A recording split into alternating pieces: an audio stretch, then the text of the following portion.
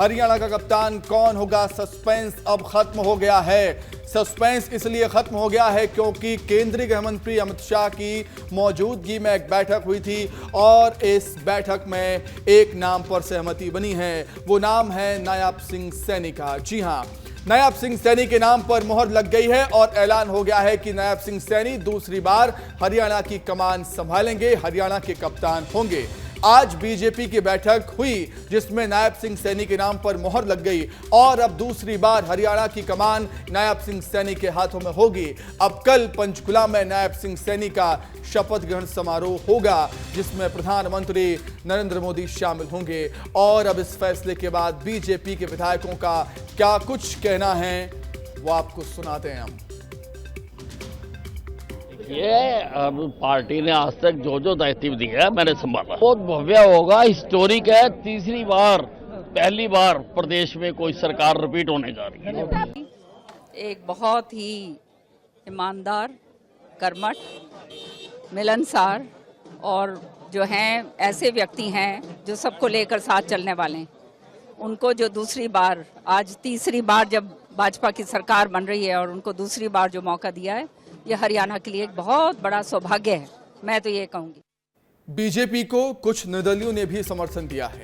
सावित्री जिंदल समेत 3 निर्दलियों ने बीजेपी को समर्थन दिया, जिसके बाद उनकी प्रतिक्रियाएं सामने आई। क्या कुछ कह रहे हैं निर्दलीय समर्थन देने के बाद, सुनिए आप।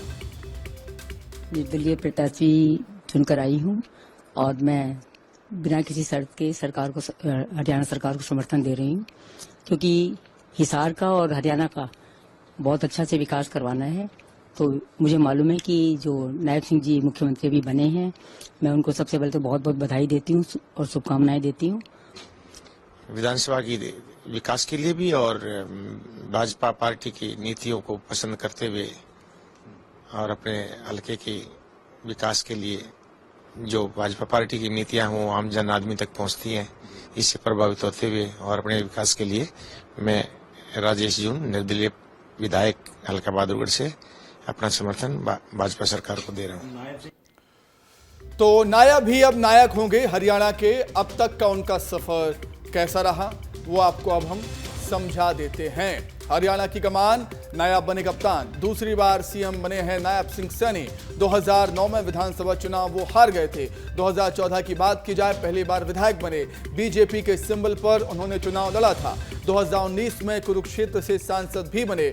1996 में राजनीति में आए थे, राजनीति में कदम रखा था 1996 में सैनी ने। अंबाला से हुई थी उनके राजनीतिक करियर की शुरुआत। हरियाणा किसान मोर्चा के महासचिव भी रहे हैं नायब सिंह सैनी। 2023 में हरियाणा बीजेपी के अध्यक्ष भी बने थे। 2024 में पहली बार मुख्यमंत्री बने। और इसी खबर पर अधिक चर्चा करने के लिए हमारे सहयोगी दिल्ली से राकेश हमारे साथ जुड़ गए हैं। राकेश, जैसी की संभावनाएं थी कि नायब सिंह सैनी ही नायक होंगे, वैसा ही कुछ हुआ है। सर्वसम्मति से फैसला लिया गया, नायब सिंह सैनी के नाम पर मोहर लग गई। राकेश।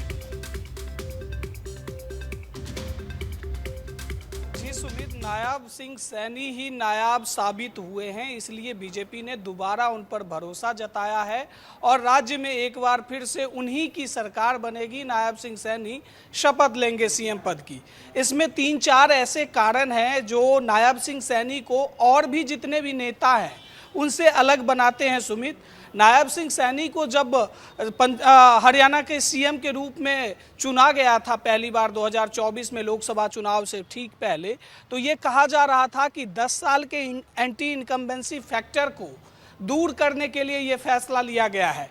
और हरियाणा एकमात्र ऐसा राज्य है जहां 35% गैर जाट आबादी रहती है, तो उस आबादी को भी कंट्रोल करने के लिए कहा गया कि नायब सिंह सैनी को आगे किया गया है। लेकिन नायब सिंह सैनी ने अपने कार्यकाल में वो दम दिखाया, वो दमखम दिखाया, जिस वजह से बीजेपी ने अप्रत्याशित राज्य में जीत दर्ज की है।